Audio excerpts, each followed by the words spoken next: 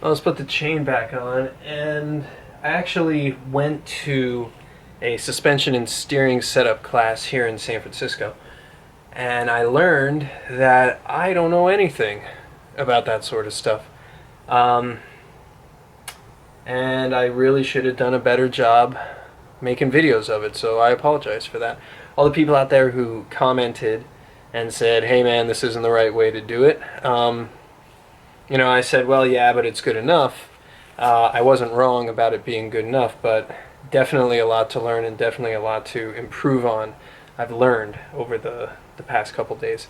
So I'm going to be redoing some of the suspension stuff on the FZR, and I'm going to be making a video about that one.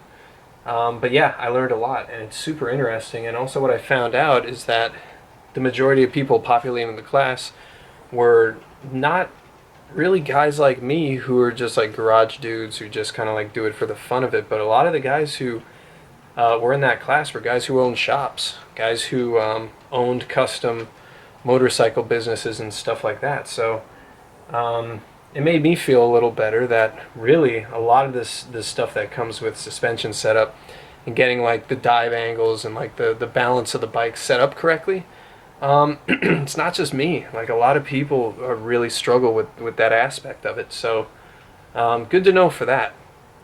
But yeah, needless to say, I'm going to be upgrading some things on the FZR, and also like taking another look at the forks here once I actually get out and start riding this thing, and see if I have to put some heavier oil in it or something like that. Or with the chopper, it's more or less like if it goes down the road straight, I'm happy with it. I don't really care too much about that cornering and handling on a rigid chopper. But on my sport bike, on the FZR, like yeah, I am gonna redo some things there and make it better. So yeah, well-intentioned or not, which I think honestly, I would say the majority of them are well-intentioned. All the comments about like the steering and suspension stuff I did on here. I appreciate it, because if it wasn't for that, I wouldn't have taken the course and educated myself. So you helped me. I appreciate that. Thank you very much. So let's put the chain on. Super easy, because this is a shit. What I do? Oh, no, wait, that's not it.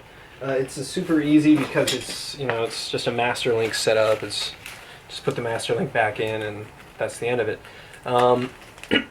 So what I did is I degreased the chain already, and then put some new lube on it. And I think when I first put this chain on, I did not actually go and like clean it beforehand, so it still had all the packing grease and what have you still left on the chain. And I think that's what caused a lot of the slop and grossness that's down there in the sprocket side now. So yeah, this is actually cleaned up now, and it should be fine. So there's the first master link in. Let's put the rest of it on here. There we go. And I always forget which direction the open end of the clip here. I always forget which direction it should be going, so I'm gonna look that up. Because it does make an enormous difference in safety. So let me just go ahead and look this up real quick.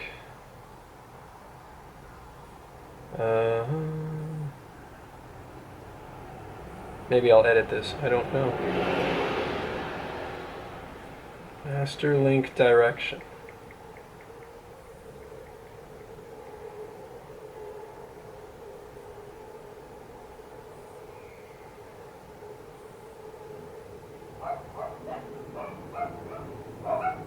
Okay, that's easy enough. The open end goes with the chain, so, or the closed end goes in the direction the chain moves, so.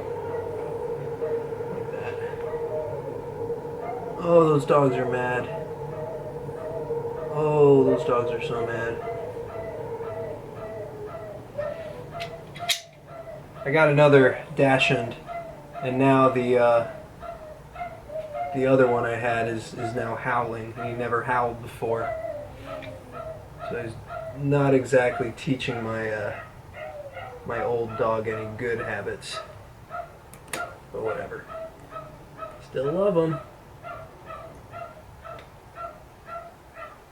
Pop that on here. I'm using the wrong tool for this. Absolutely.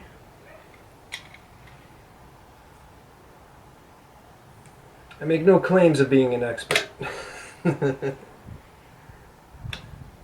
But I do make claims in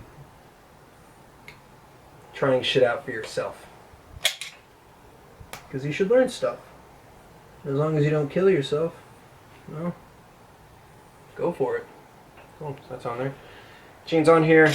Next thing I'm going to do is align the rear wheel, set tension initially with these with the tension bolts on the frame itself, and then I'll put the actual the tensioner, the little wheel thing on here, and then the chain's good, and then I can put the sprocket back on and finish up all this stuff, put the controls back on, all that jazz. Alright, let me show you something. I ran into a little bit of a problem here because the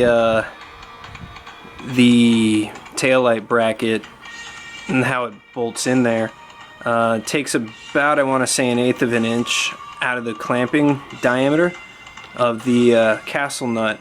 I'm just like barely able to see the hole where I can thread in a cotter pin.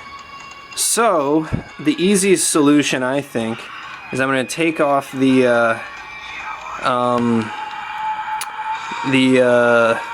castle nut, and just with my Dremel just kind of like make some more make the recesses in the castle nut just a little bit longer, so I can sneak in a cotter pin in there. Now, you know, I think some people might have a problem with this, but I would rather have the castle nut be a little ugly than not be able to put a cotter pin in there to stop that thing from rotating once it's tight. So I'm gonna go do that. Alright, cotter pin in there. All I did was just drill out the just made a little bit, the recesses in there a little bit better. Now it fits. Torque to 110 foot-pounds. The wheel is straight.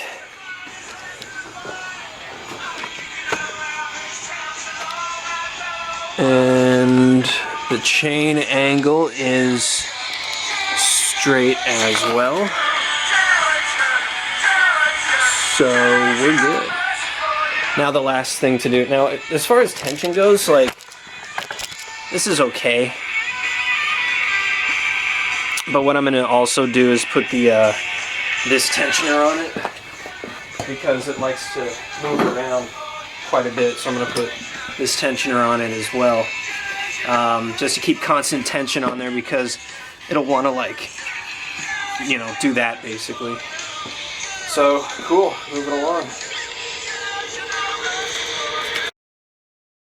Alright, it's time to tackle the left side shifting controls. I just bolted the mount up in there, screwed back on the foot peg here, and here's the actuator. And oh yeah, the tensioner's on there. And another thing I did off camera is I bled the front brakes, and you know, it's bullshit, you don't really need to see that. So anyways, first thing to go back on is the actual shift knob itself, which is just a piece of rod that I bent to my liking and then welded on the end from the old shift mechanism right there. And I'm just going to make sure that it's, well, a few things. Get this guy out of here, otherwise it won't come on. Just make sure that it's straight. And it is. Oh, it's actually, yeah, we gotta do it that way.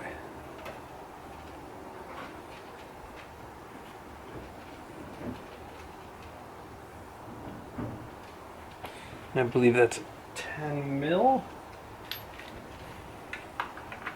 Yep.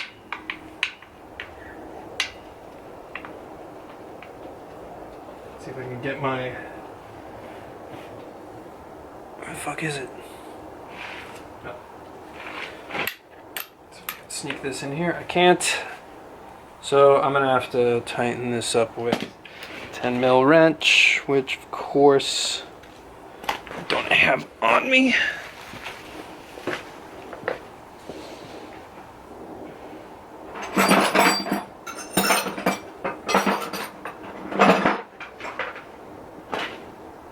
There. Okay.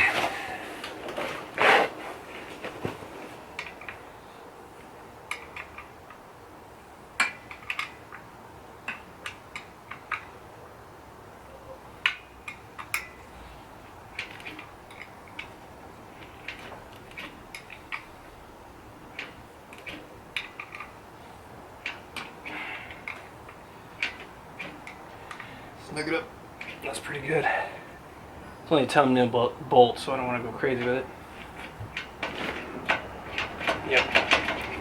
Can feel it working. Alright, that's good. Let's get the arm back on here. Which I believe is, yep, like that. Oops. I think,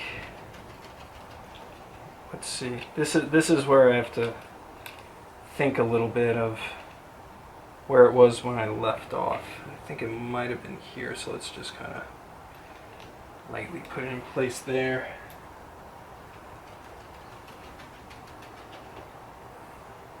Get this actuator rod in here. Just screw her up.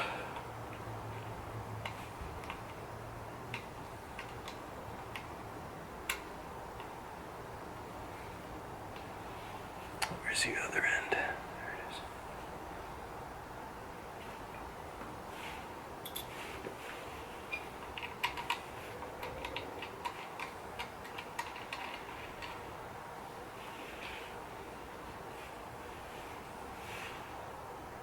I really wish that these little like rod ends had like grease fittings in them, so that these the inner parts of the rod, or yeah, the inner part, the part of this rod end that pivots and moves, wouldn't eventually like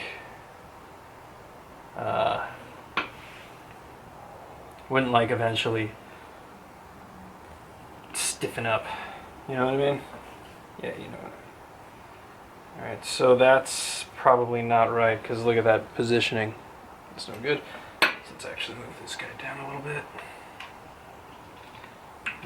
This is somewhat keyed, so there's only a few positions it can be in. So we'll try this one. And now it's even worse. Wrong way.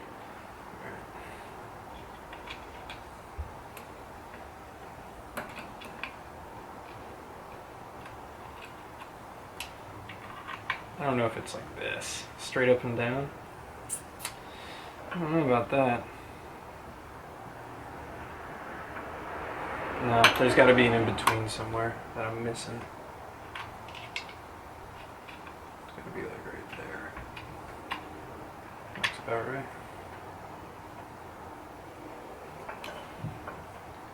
It still puts me like way like that.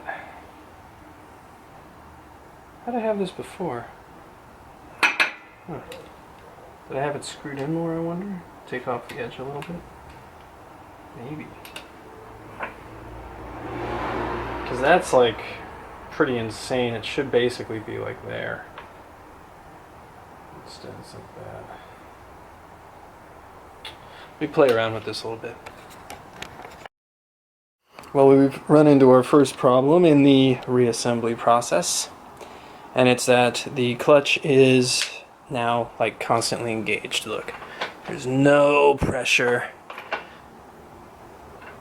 there's no compression whatsoever. And so what that means is that the clutch is basically engaged right now, and I have to figure out what's going on there. So what I'm going to do is just, I've taken off the shifting mechanisms, I'm going to take off the this plate here and see what's going on. Alright, the cover is off now, and it's in neutral. I'm going to pop it into second gear. So now, that is proper compression when you're moving the bike around in gear. Neutral. First. See how it stops. So basically, second. First, probably. Neutral. Okay.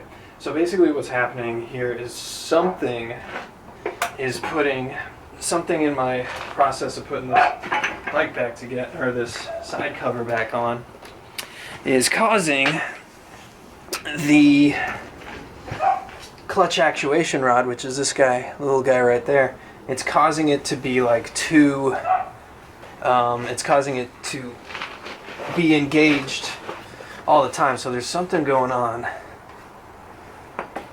maybe in here, in the internals, in the guts. So let's see. Well, maybe I see the ball knocking around in there. Maybe there's a second one in here for some reason. Why is this not? Oh yeah, duh. Because I don't need that anymore. That goes to the clutch cable. Okay. So maybe this ball. Maybe there's two of them in there. It's possible. So I'm gonna grab this guy out of here.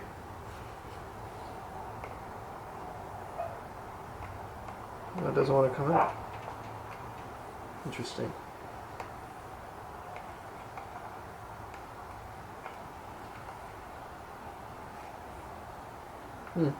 Did I do that? Did I eventually make it so this ball doesn't come out anymore? No. I might have. But it seems almost like that there's two in there.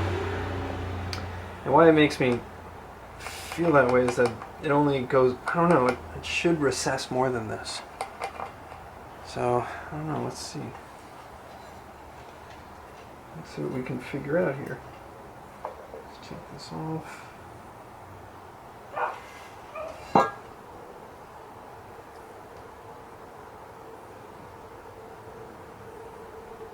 I might have just wedged that fucker in there enough that it doesn't come out.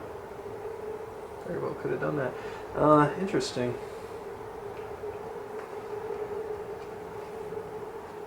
Actually, I think that's fine. That's probably not what it is. I don't know. But basically, the issue lies somewhere in here. The issue lies somewhere with. And actually, no. You know what? I know what it is. It's this arm here. It's the arm, and it's the position of the arm. Yeah, that's it. I know now. Okay, so when it's on the bike, like this, this part of the foot clutch arm, the one that actually comes in on this side here, it basically puts consistent pressure on this. So this position in here can determine the angle that this is allowed to be at on the outside of the bike. I know that doesn't make any sense, but you know, I've dealt with this before, and now I'm kind of like remembering because I had to deal with this prior. So I think all I have to do is change the angle so that this guy, the angle's there. Well, then that means that that's way too, or it could be that, like right there, and and it's just like that. I think that's what it is, actually. I think if I remember correctly, that's what it was. It was right there. So, yeah, the angle that this is at, and determine like where this is at, because it's slightly keyed. It can't go in every way. So, and if I remember correctly, I think that this is kind of like how it was. It was a bit of a push up like that. So I'm going to reassemble, and I'm going to see if this position of the arm is correct, because I do remember when I first was taking this off and inspecting, when I was starting this rebuild, one of the things that I was paying attention to was I did take this apart and check like that the retaining screws here were still in, but they weren't. They were starting to wiggle loose, so I like put some Loctite on them and, you know, like retightened them, if you remember. And I had to take this off in order to do that, and I probably didn't put it back in place correctly. So the way for me to test this is I'm going to put this whole thing back together and see if, once it's all put into place, that I can, you know, I can put it into gear and it won't move around. So that's the way to test.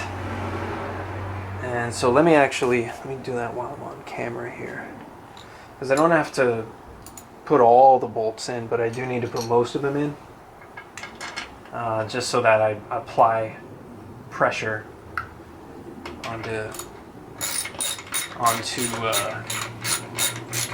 the clutch actuation rod. So once I put enough pressure on here, I'll know whether or not that was my issue. So, yeah, I'm pretty sure that's what it is.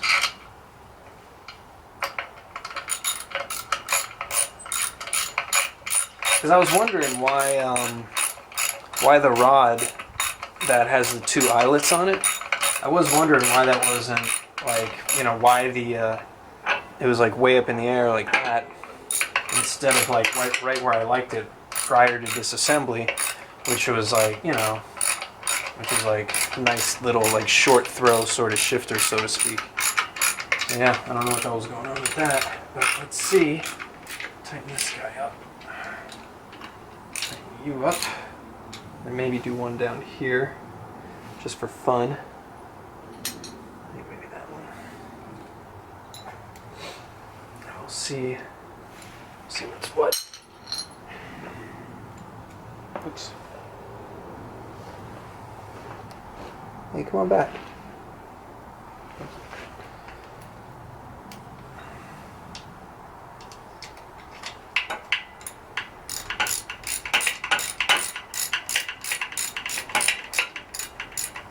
Started. Look at this. Well, let's see if I'm onto something here. Okay, that's nice and stiff. So I think I'm in the clear here. Well, let's just get all these guys tightened up and make sure.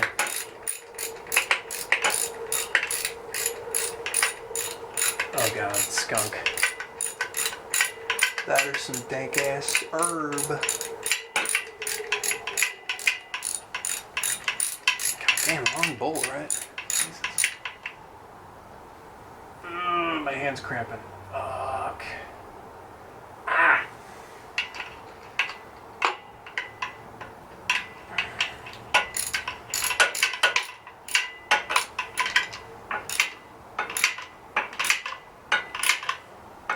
Okay, that's about as tight as I want a 10mm bolt to be. Let's see if the kicker has compression on it. Yep, it does. Cool. So that's probably what it is. Yeah. Okay, so I'm going to reassemble this fully and then try again. Alright, hopefully you guys can see this. So I figured out a way that I can adjust the cam chain tension without having the bike on and all this other bullshit. Ideally, it should be done warm engine, you know, with you able to start the bike and stuff, but at this point I don't have that luxury, so I'm just going to basically dial it in. So I remove both spark plugs, and I can turn the motor over pretty easily, and if you can see this little guy darting in and out here, that's what we're trying to adjust. And if you can see, he's darting out a little bit, and he's not flush with this little nut right here, so that means it's too tight. So what we're going to do is move the adjuster out a little bit, check again.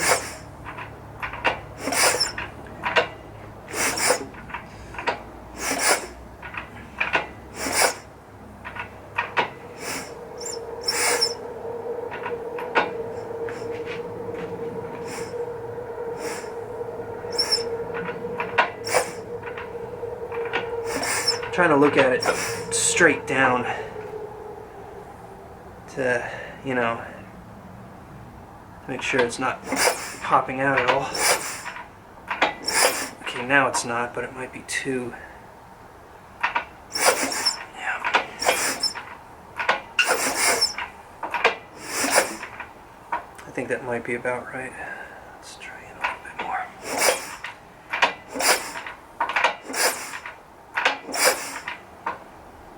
I think that's about it right there.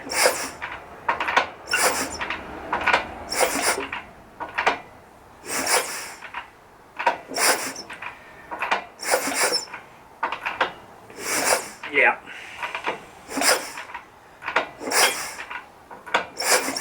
Actually, no, now it's shooting out. Let's get this right.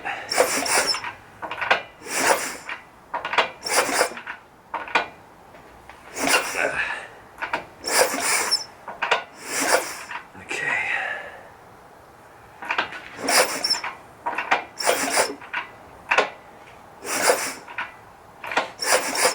Now the idea here is that little guy plunging back and forth should be flush with this nut here. So I'm just going to keep trying. Yeah, that's it right there. So, okay. Lock this guy down.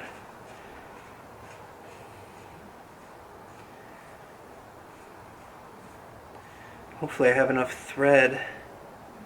Oops, moved a little. Well, let's make sure it's still okay. Yeah, it's still fine. I'll hold it in place while I tighten this guy up. I think I have enough thread on there that I can put the my my acorn on there. Let's see. That'd be nice.